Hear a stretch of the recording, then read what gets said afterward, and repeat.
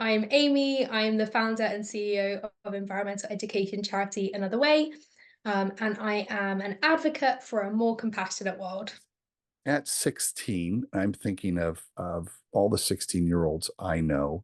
I don't think any of them started a nonprofit. But if you could pick a moment where, you decided on a path of climate activism, if you could pick a single moment where you knew this path would consume your future, what would it be? Yeah, I think it was a pretty long journey that led me to climate action, and it started with loving our natural world and caring so much about it and falling in love. And I was very lucky to be able to travel to lots of places around the world when I was younger. Mm, I think for me, the moment that I knew I had to do something about it and wanted to dedicate my life to it was when I was actually diving off the coast of the Azores in the middle of the Atlantic Ocean. I was looking for blue sharks, and the local dive boat lead told us that a couple of years ago there would be dozens and dozens of sharks flocking to the boat as soon as they put the bait in the water for the divers, and now they're lucky if they get one. And we were incredibly lucky. This one blue shark swam up to the boat, and it was one of the most magical experiences of my life that has stayed imprinted on me. And I think connecting emotionally with the plight of our natural world and with the loss of all these creatures and species and ecosystems, seeing that firsthand was so powerful. And I just wanted to do everything I had in my power to try and do my bit to just make a small difference for our world.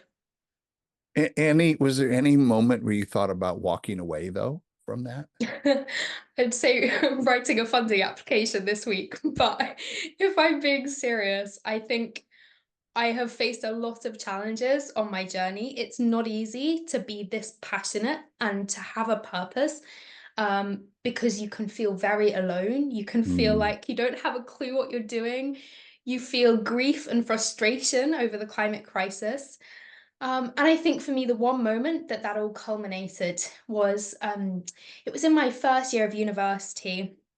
I had founded Another Way, my charity, when I was 16. I had been campaigning throughout my teenage years, missing a lot of school to go into other Mm. schools to educate them. And I hadn't really stopped. This was alongside my exams. Um, and one day I was walking back from university and my legs just stopped working. Mm. And I couldn't walk for about 7 months. I was in a wheelchair, and I had no idea what had happened to me until I saw an expert in London, who said that my nervous system had simply broken down because of all the cumulative stress and anxiety and climate grief that had piled Oh. up on it. And for me, that was such an awakening moment, because I had not considered my own health when I was fighting for change. I'd never really stopped to rest or to consider whether it was the best thing for me. Um, and at that consultation, I was told that I had to give up Another Way at least for a few months, which I did. And I think at that moment I had no other choice but to take a rest. But I really took those few months to reflect, and I realized that I needed to be doing something in order to feel agency and to feel empowered, and that I was making a difference, else it felt too passive and it felt too scary to sit back and watch the climate emergency unfold and not take an active part in trying to solve it. But at the same time, I realized I needed to do it in a way that was sustainable for me, and it gave me joy and positivity and hope along the way. So instead of using that moment to give up, I've used it to change my thoughts and my beliefs and my actions, and to help inspire other young people and support their well-being so that no one else has to go through that. Well, that's a great segue into the Power of 10 networks that you've built to connect young change makers. I'm a huge fan of community. We helped build TED Connect back in the day, and to be able to connect people on higher order bits than favorite movies and favorite books, but like aspirational things to connect people on. I'm curious, have you met others who have their passion meter turned to 11 like you do? For sure, I have met those people, and it's really special when you meet like-minded people who are Mm. just as driven as you are. But it's quite rare as well. I Right. That's definitely what I'm didn't guessing. meet Yeah. Yeah, I definitely didn't meet any of those people in school. In fact, I was actually bullied at school for speaking out about the climate and nature crisis. I had people throw plastic bottles at me as I walked down the corridor and say awful things to me. And unfortunately, that is not an uncommon story. And I have heard it replicated in schools across the UK, where young people are persecuted for caring and for being compassionate and for wanting to make the world a better place, which is something that I am challenging and trying to solve and to alleviate through providing these young people with a community of people who share the same values and beliefs. For me, the first time I met those peers in my network was when I organised a youth-led climate march in London back in 2016 now. I was just 14 years old, and I organised it with two other youth activists who were incredibly inspiring to me. And it finally felt like I was seen and heard. And when I went to university, I was suddenly surrounded by all these like-minded people. And, suddenly being vegan was not a weird thing, it was normal. And that is the importance of that shouldn't be underestimated, because when we're part of a community that supports us, we can give ourselves permission to rest and to let others take the baton for a bit. We're not alone in the fight against climate change, because I think that is one of the most dangerous beliefs, is that we are the only people who care. And that can make us think that we can't do anything, we can't solve it, because there aren't enough people on our side. A new piece of research came out recently that said that they were looking at the perceptions of people who think how many people in the world want to take climate action compared to the reality of how many people want to take climate Mm, action. And in reality, 69% of the population would contribute 1% of their total income to fighting climate action. That's pretty that's a significant, I lot. think. Yeah. Yeah, for sure. But we only perceive that as 43% of the population. So we don't think that many people out there care. And when we start to realize that they do, and when we have conversations about climate change with people, that is how we can create a social shift, so that suddenly climate change is embedded in the way we think and our decisions and the way we speak, that having that community is the only way that we can solve the climate crisis, not least because it gives us that motivation to act and the realization that our actions can make a difference if they are scaled, but also because it supports our well-being. And it's another way we have a motto, our mantra, if you like, is that if one person was to spread a message to 10 people in one day, and the next day those 10 people each went and told 10 more, and so on, it would only take 10 days for the whole world to have been inspired. Mm, mm. And for me, that encapsulates the power and the influence that we can have as individuals, but as individuals who are part of a wider community and who use our voice and our influence to shout about what we care about and to make the world a better place. And we see that in nature as well. I love the example of how forests are formed in evolution, because originally you might have a bare patch of ground. The soil is not nutritious at all. It's all rocky and sandy, and nothing can really take root. But you have a couple of pioneer species who can first take root in that soil because they have the right abilities to be able to sequester nutrients, or maybe they have roots that don't have to go very deep. And those trees can start to make the conditions more habitable for other trees. So you get bigger, more mature tree species coming in too. Mm. And suddenly, the forest is creating its own microclimate and conditions that can sustain itself and can sustain a wider diversity of tree species until eventually you get to the big oak trees who can be supported thanks to the work of all of those trees that came before them. And that forest is so essential because on its own, a tree might be able to survive, but in the forest, they can thrive because they're supported by all these other trees. We know that trees support each other when they're sick and dying. They can send nutrients to each other through the soil. They can communicate with messages. And I just love this because for me, that is the epitome of what the climate movement should be.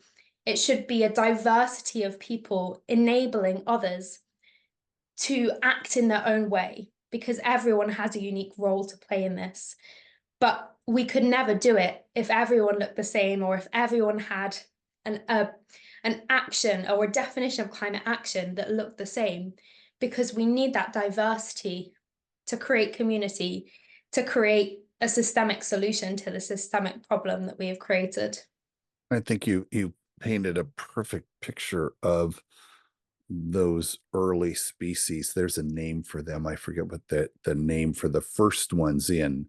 It's very much like the community you're building, and all of that has its natural stages of growth. I'm a Have you thought about, and I think a lot about intergenerational and multi-generational conversations.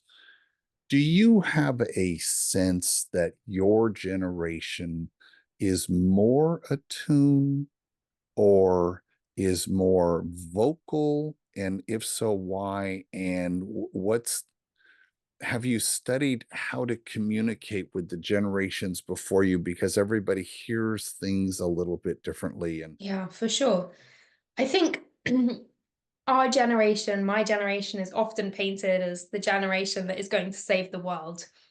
And for me, that's a really dangerous picture because, firstly, at the moment, teenagers, people in their 20s don't hold the positions in power that are needed to truly get us out of this crisis that we're in. We are going to need every generation, and people can't just put down a get out of jail free card by saying Gen Z are going to solve this for us. So firstly, I think that's really dangerous and can put a lot of pressure on young people's shoulders, which can then cause them to burn out and experience mm, issues like I did myself. Um, for sure, young people are making better connections between their personal behaviors and climate action and consequences.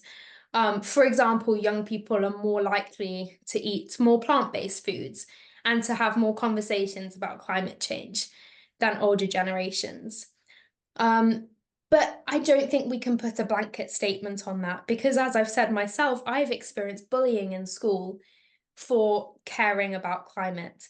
So it's certainly not the whole generation that cares, which is very sad because, of course, I only have 9 years left before climate breakdown. I'll be around 30 by the time that happens, and we have our whole lives ahead of us. So, of course, climate change is going to disproportionately affect young people, mm, even though we are least responsible for causing it. And I think that does worry young people a lot, and young people are more likely to suffer from eco-anxiety and mental health issues, and grief and frustration and all these emotions associated with climate change. Um, However, I know people in all generations who have done amazing things to try and bring climate change up the agenda. I know activists in their 80s who have been talking about this for years, for decades. mm. Um, and yet it seemed that it's only within the last 5 or 6 years of my lifetime that suddenly it's become embedded in conversations. And we've come a long way with how the media are communicating climate change too.